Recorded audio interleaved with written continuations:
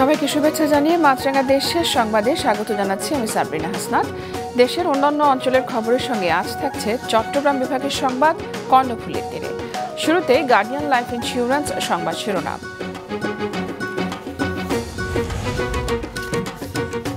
কক্সবাজারের লালপাহাড়ে র্যাবের সঙ্গে সন্ত্রাসী গোষ্ঠী আরশার গুলি বিনিময়, 2 জন গ্রেফতার, গ্রেনেড সহ অনেক অস্ত্র গোলাবারুদ জব্দ। এবং জিম্মি দশার ভয়ঙ্কর দিনগুলোর কথা ভুলতে পারছেন না 23 নাবিক, তবে মনোবল ঠিক রেখে ফের যেতে চান জাহাজী জীবনে। এবারে বিস্তারিত। শুরুতেই চট্টগ্রাম বিভাগের সংবাদ কর্ণফুলীর তীরে।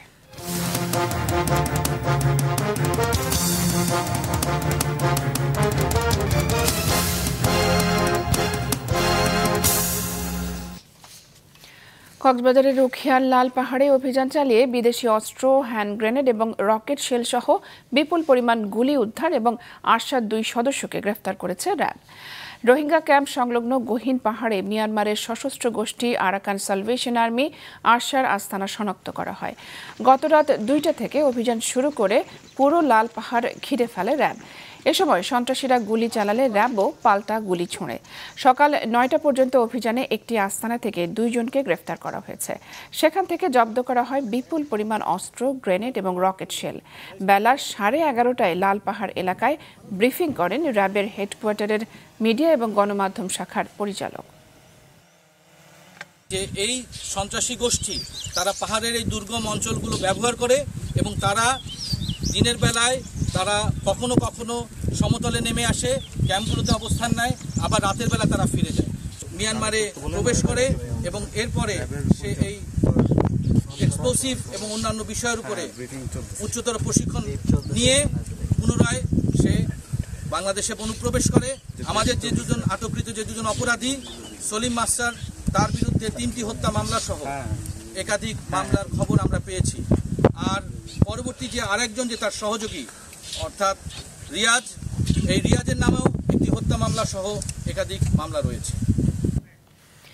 জিম্মি দশা থেকে 23 নাবিক ঘরে ফিরেছেন ঠিকই, তবে গল্পে আড্ডায় উঠে আসছে তাদের ভয়ঙ্কর সেই সব দিনের কথা। সোমালিয়া দস্যুদের ভারী অস্ত্রের মুখে পড়ে জীবন শঙ্কায় থাকা স্মৃতিগুলো দাগ কেটে আছে তাদের মনে। তবুও মনোবল ঠিক রেখে তারা আবারও যেতে চান জাহাজী জীবনে। আব্দুল্লাহ রাকিবের রিপোর্ট, ক্যামেরায় ছিলেন রবিউল টিপো। জিম্মি দশা থেকে মুক্তি পাওয়ার পর দেশে পরিবারের সাথে নাবিকদের আজ এক নতুন সকাল, যার অপেক্ষায় ছিলেন এমভি আবদুল্লাহ জাহাজের চিফ অফিসার আতিকুল্লাহ খানও। পরিবারের সাথে আড্ডায় আর গল্পে নির্ঘুম কেটেছে গত রাত। ঘরে ফেরার আনন্দের রেশ যেন কাটছেই না। 15 বছরের নাবিক জীবনে এর আগে দস্যুতার কবলে পড়তে হয়নি তাকে। তাই জিম্মি দশার দিনগুলো তার জীবনে দাগ কেটে থাকবে আমৃত্যু। ভয়ঙ্কর ও দুঃসহ সেসব স্মৃতিচারণ করতে গিয়ে জানান জিম্মিকালীন সবচেয়ে ভয়াবহ অভিজ্ঞতার কথা। ইউরোপীয় ইউনিয়নের যুদ্ধজাহাজ ও দস্যুদের মুখোমুখি অবস্থানের দিন, ভারী অস্ত্রের গোলাগুলিতে প্রাণহানির শঙ্কায় ছিলেন তারা সবাই। আটলান্টা শিপ কিন্তু ফায়ারিং শুরু করছে, তবে ওগুলো ফাঁকা ফায়ার ছিল। আমরা তো দেখতেছিলাম না, আমরা সবাই হাঁটু গেড়ে ব্রিজে হাত তুলে বসেছিলাম। যখন গোলাগুলিটা শুরু হলো, আওয়াজ শুনতেছিলাম, তখন আমরা আরও বেশি আতঙ্কিত যে মনে হয় এরা ফায়ারিং শুরু করছে। তবে কিছুক্ষণ পর ওরা স্টপ হয়ে গেল, তখন বুঝলাম যে না, ওগুলো আসলে ফাঁকা ফায়ার করছে। এরপরে এই কিছুক্ষণ পর আটলান্টা জাহাজটা দূরে সরে গেল আর কি। তার মতো একই অভিজ্ঞতার কথা জানান দেশে ফিরে আসা অন্য নাবিকরাও। যখন আক্রান্ত হয়েছে এরপরে তো আমাদের দিনগুলো খুবই উৎকণ্ঠায় কাটছে, ভয় ভীতিতে কাটছে। সবসময় তো বন্দি ছিলাম এখানে, বন্দুকের নলের মধ্যে ছিলাম। বুঝেন তো, AK-47 সবসময় টিকার লোড করা থাকতো। কোন সময় যদি একটা চাপ পড়ে যায়, কার গায়ে চলে আসে বন্দুক বুলেটটা। প্রেশার যা গেছে আমাদেরকে বুঝতে দেন। ক্যাপ্টেন স্যার আমাদেরকে প্রচুর মনোবল জুগিয়েছেন, সব সময় বিপদে হাসি খুশি ছিলেন। উনি সব ধরনের সাপোর্ট আমাদেরকে দিয়েছেন। তো সেকেন্ড অফিসার আটক হওয়ার পরে আমি গেলাম, আমি দেখি সেকেন্ড অফিসারকে তারা 4টা AK-47 পরে জানি এগুলো AK-47 তাক করে আছে, প্লাস আমার থেকে 2 জন। আমি যখন ব্রিজে ঢুকলাম, আমি হাত তুলে সারেন্ডার করে আমি বললাম আমি বাংলাদেশি মুসলিম। যতই থাকুক ভয়, সমুদ্রের মায়ায় আটকে যাওয়া নাবিকরা আবারও ফিরতে চান সমুদ্রে। অন্তত এই কারণে যে সমুদ্র ছেড়ে যাব এরকম কোনো ইয়ে নেই। সমুদ্রের প্রতি মায়াটা বরাবরের মতো এখনো আছে, সমুদ্রেই ফিরে যাব ইনশাল্লাহ। জিম্মি দশা পার হয়ে ৬২ দিন পর ঘরে ফিরেছেন ২৩ নাবিক। পরিবার আর বন্ধু বান্ধবের সাথে সময় কাটিয়ে চাঙা মনোবল নিয়ে আবারও তারা ধরবেন জাহাজ মাস্তুল। উত্তাল সমুদ্রে গাইবেন জীবনের জয়গান, প্রত্যাশা সবার। আব্দুল্লাহ রাকিব, মাছরাঙা সংবাদ, চট্টগ্রাম। বেইলি ব্রিজ নির্মাণ কাজের জন্য ২ দিন ব্রাহ্মণবাড়িয়ায় আখাউড়া আগরতলা সড়কে যান চলাচল বন্ধ থাকবে। সড়ক ও জনপথ বিভাগ জানিয়েছে, কাল রাত ১০টা থেকে ১৮ মে রাত ১০টা পর্যন্ত আখাউড়া আগরতলা সড়কে যান চলাচল বন্ধ থাকবে। এ সময় বন্দরের বাণিজ্যিক কার্যক্রম সচল রাখতে এবং মানুষের যাতায়াতের সুবিধায় বিকল্প সড়ক ব্যবহারের অনুরোধ করা হয়েছে। জেলার গাজীরবাজার এলাকায় বেইলি সেতুর বদলে নতুন পিসি গার্ডার সেতুর নির্মাণ কাজ চলমান থাকায় আখাউড়া আগরতলা সড়কে যান চলাচল বন্ধ করতে হচ্ছে। ব্রাহ্মণবাড়িয়ায় ভর্তুকি মূল্যে কার্ডধারী নিম্ন আয়ের মানুষের মাঝে শুরু হয়েছে টিসিবির পণ্য বিক্রির কার্যক্রম। সকালে জেলা সদর উপজেলা পরিষদ প্রাঙ্গণে কার্যক্রম উদ্বোধন করেন সদর উপজেলা সহকারী কমিশনার মোহাম্মদ মোনাব্বর হোসেন। উপজেলার ১৬,৬১৮টি এবং পৌরসভার প্রায় ৫,০০০ পরিবারের মাঝে টিসিবির পণ্য বিক্রি হবে। উপকারভোগীরা ৪৭০ টাকায় ৫ কেজি চাল, ২ লিটার তেল এবং ২ কেজি মসুর ডাল কিনতে পারবেন। এবারে অন্য এলাকার খবর। সিলেটে নতুন হারে হোল্ডিং ট্যাক্স আদায় কার্যকর হওয়ার প্রতিবাদে আন্দোলনে নেমেছেন নগরবাসী। হোল্ডিং ট্যাক্স সহনীয় করতে প্রতি ওয়ার্ডের জন্য রিভিউ বোর্ড গঠনের কথা জানিয়েছেন সিটি মেয়র। সিলেট থেকে স্টাফ রিপোর্টার শুভ্র দাসের তথ্য ছবিতে ডেস্ক রিপোর্ট। সম্প্রতি সিলেট মহানগরীতে আবাসিক ভবনের প্রতি বর্গফুটে ৫ টাকা এবং বাণিজ্যিক ভবনের প্রতি বর্গফুটের জন্য ৮ টাকা কর আদায় করা হচ্ছে। প্রাথমিকভাবে সিটি কর্পোরেশনের ৪২টি ওয়ার্ডের মধ্যে পুরাতন ২৭টিতে যেখানে বাড়ির নম্বর রয়েছে সেগুলোতে শুরু হয়েছে কর আদায় কার্যক্রম। এর প্রতিবাদে আন্দোলনে নেমেছেন নগরবাসী। মানববন্ধন, সমাবেশ ও স্মারকলিপি দিয়ে দাবি জানান তারা।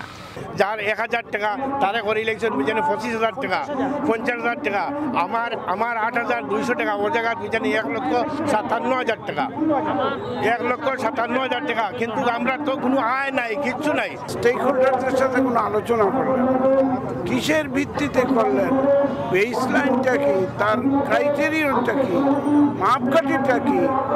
৪ টাকার কস্ট ৪০০ টাকা হয়ে গেল। এটা তো কোনো বুদ্ধিতে ধরে না। অন্যদিকে দীর্ঘ লাইনে ভোগান্তির মধ্যে চলছে এই কর পরিশোধ। আমরা অবশ্যই ট্যাক্স দিতে চাই, কিন্তু এই ট্যাক্সটা এইরকম না যে আপনি ইচ্ছা মতো যা ইচ্ছা তা দিয়ে দিবেন।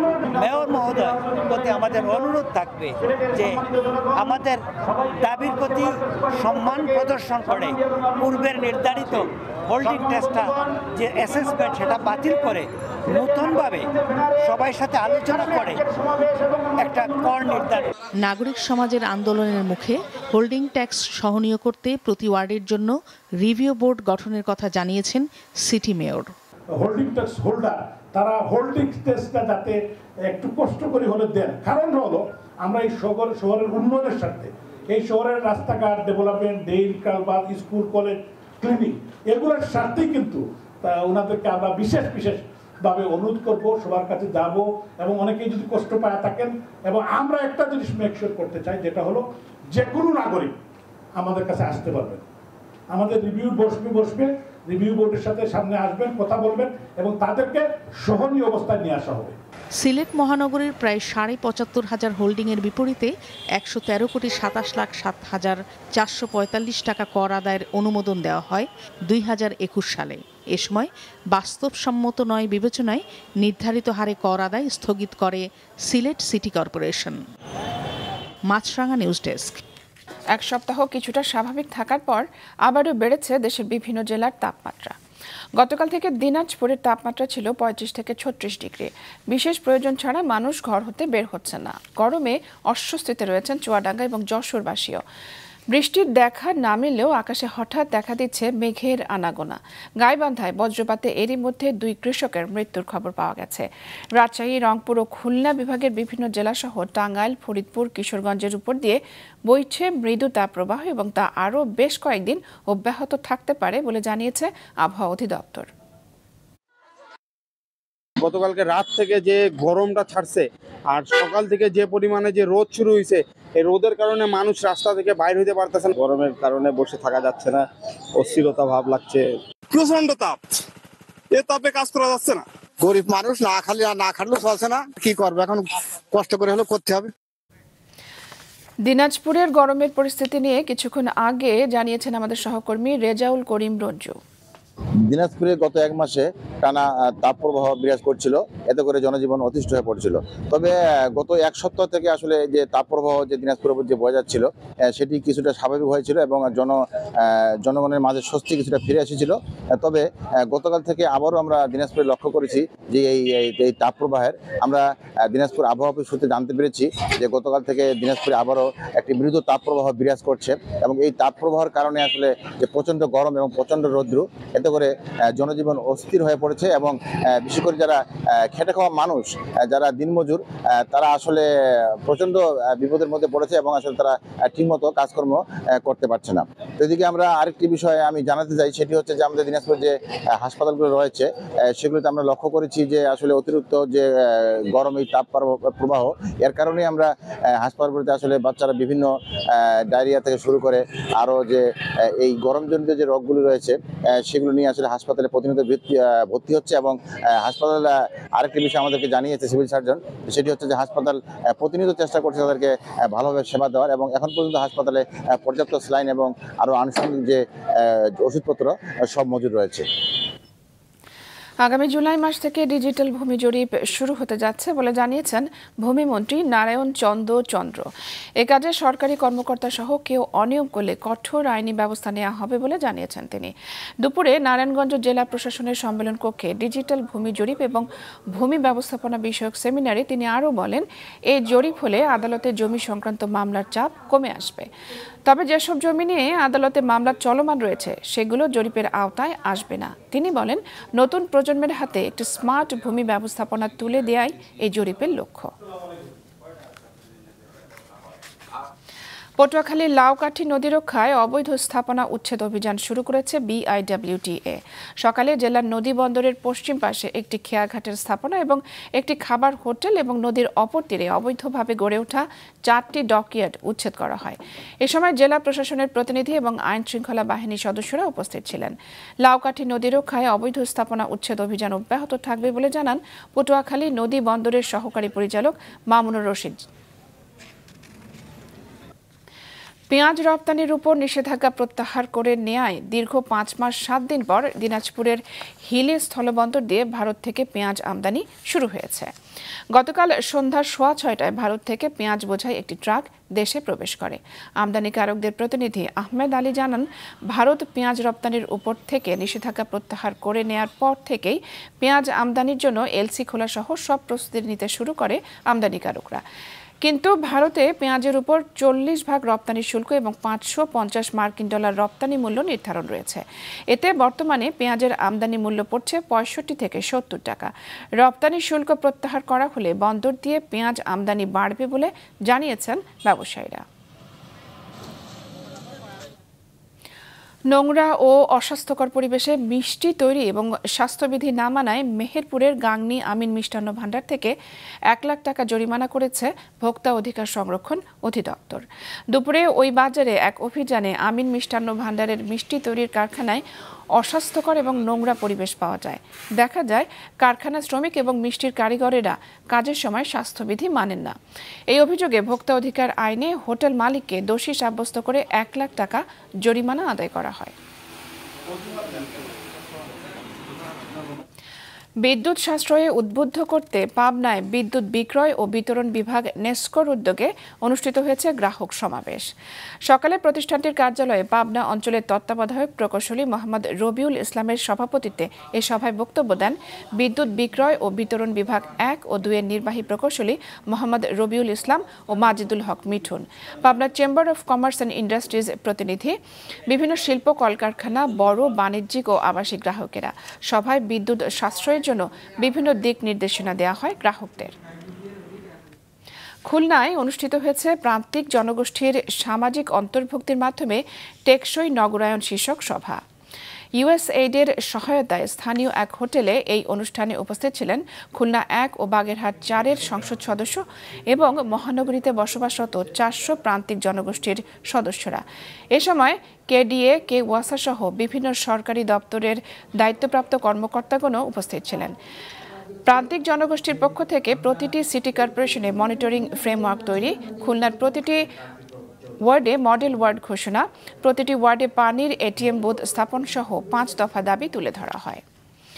বিভিন্ন সময়ে ডেইরি খামারিদের প্রশিক্ষণ বাবদ বরাদ্দ করা প্রায় 1 কোটি টাকা আত্মসাতের অভিযোগ উঠেছে রংপুর সদর উপজেলা প্রাণী সম্পদ কর্মকর্তা রহমত আলীর বিরুদ্ধে।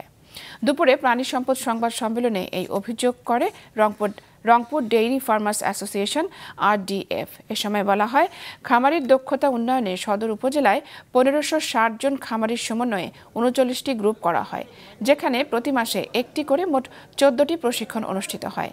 তাদের অভিযোগ, খাবার প্রশিক্ষণের জন্য খাতা কলম এবং প্রয়োজনীয় জিনিসপত্র কেনা ও ডেকোরেশন বাবদ বরাদ্দ করা অর্থ আত্মসাতের জন্য প্রশিক্ষণের সময় কমিয়ে আনা হয়েছে। বিষয়টি প্রায় সময় জেলা এবং বিভাগীয় প্রাণী সম্পদ কর্মকর্তাদের জানানো হলেও তারা কোনো পদক্ষেপ না নেওয়ায় ক্ষোভ জানান খামারিরা।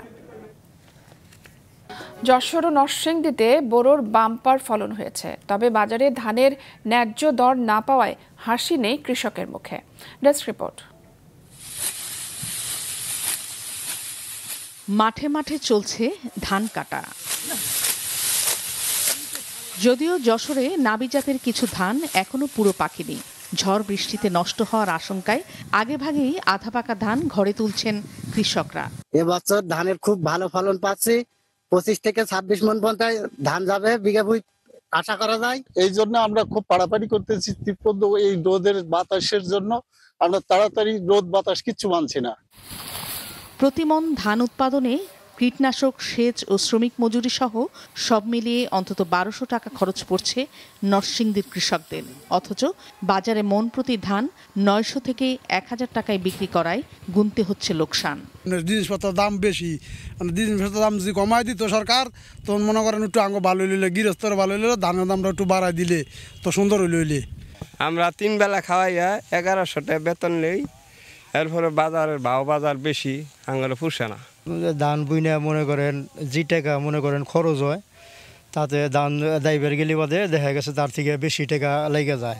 সরকারে যদি এই জিনিসপত্রের দাম একটু কমায়, ধানের দাম বাড়ায়, তাইলে বাদে ঠিক আছে। তরকারি এগুলো তো অনেক দাম, এখনো 1 কেজি পলিথা কিনবার গেলে বাদে 70-80 টাকা লাগে। বৈরী আবহাওয়ায় যাতে ধান নষ্ট না হয় সেজন্য কৃষকদের 80% পাকা ধান কাটার পরামর্শ দিচ্ছেন কৃষি কর্মকর্তারা। পাশাপাশি ধানের ন্যায্য দর নিশ্চিতে সংশ্লিষ্টদের দৃষ্টি আকর্ষণ করেছেন তারা। এবছর ধানের ফলন অনেক ভালো হয়েছে, এবছর রোগবালা এবং পোকামাকড়ও অনেক কম ছিল। তো আমরা ইতিমধ্যে কয়েকটা ফসলের কর্তন করেছি, কর্তনে আমরা বিঘা প্রতি 25 মণের ঊর্ধ্বে আমরা ফলন পেয়েছি।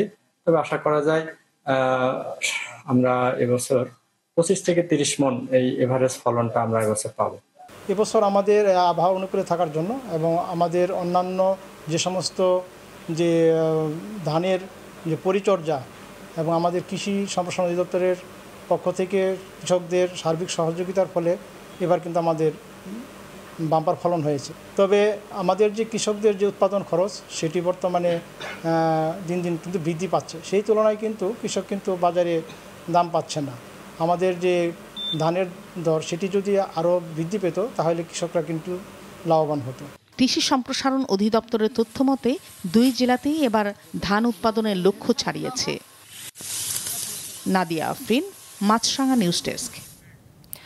যশোর থেকে কৃষকদের ধান কাটা মাড়াই কাজের সবশেষ অবস্থা কিছুক্ষণ আগে জানিয়েছেন আমাদের প্রতিনিধি রাহুল রায়।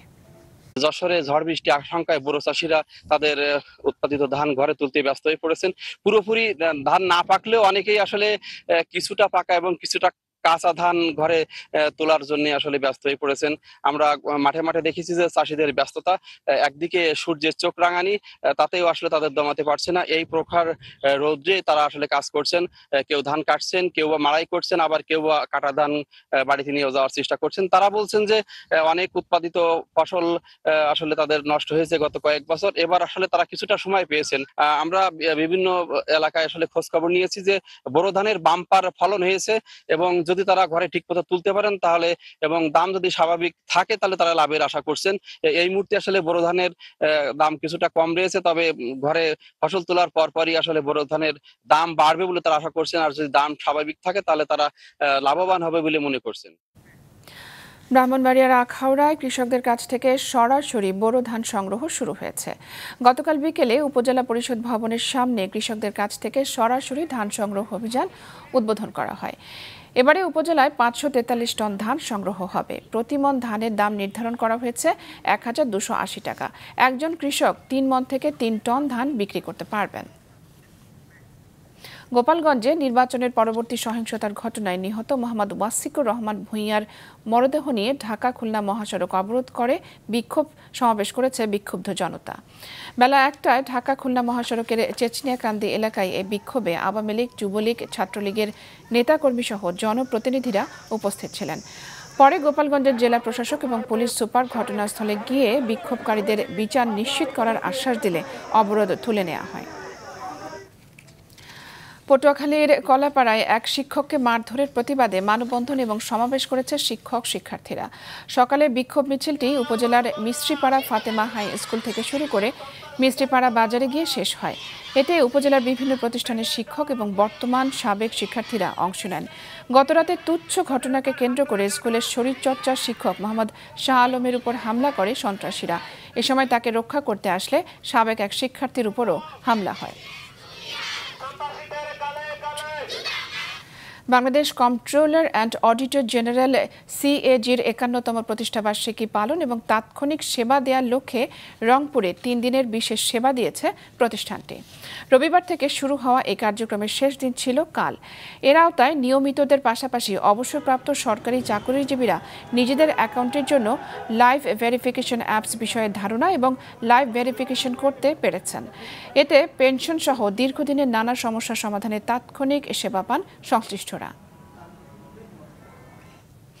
চুয়াডাঙ্গায় শুরু হয়েছে 2 দিনব্যাপী 45তম জাতীয় বিজ্ঞান ও প্রযুক্তি সপ্তাহ ও বিজ্ঞান মেলা। সকালে জেলা প্রশাসক কার্যালয়ের ডিসি সাহিত্য মঞ্চ চত্বরে মেলার উদ্বোধন করেন জেলা প্রশাসক ডক্টর কিসিঞ্জার চাকমা।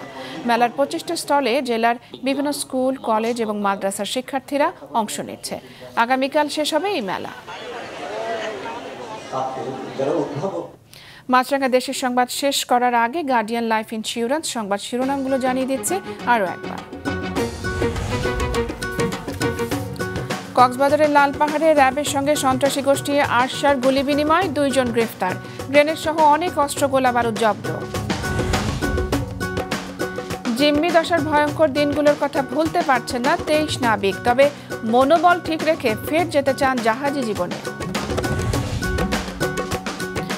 এবং এক সপ্তাহ কিছুটা স্বাভাবিক থাকার পর বিভিন্ন জেলায় আবারও বেড়েছে তাপমাত্রা। আবহাওয়া বিভাগ বলছে মৃদু তাপপ্রবাহ চলবে কয়েকদিন। এই ছিল এখনকার মতো। ফেসবুকে আপডেট পেতে ভিজিট করুন মাছরাঙা টেলিভিশনের পেজে। ইউটিউব চ্যানেলেও যে কোনো সময় দেখতে পারেন আমাদের সংবাদ, প্রতিবেদন এবং অনুষ্ঠান। আমাদের পরবর্তী সংবাদ সন্ধ্যা 7টায় দেখার আমন্ত্রণ রইল।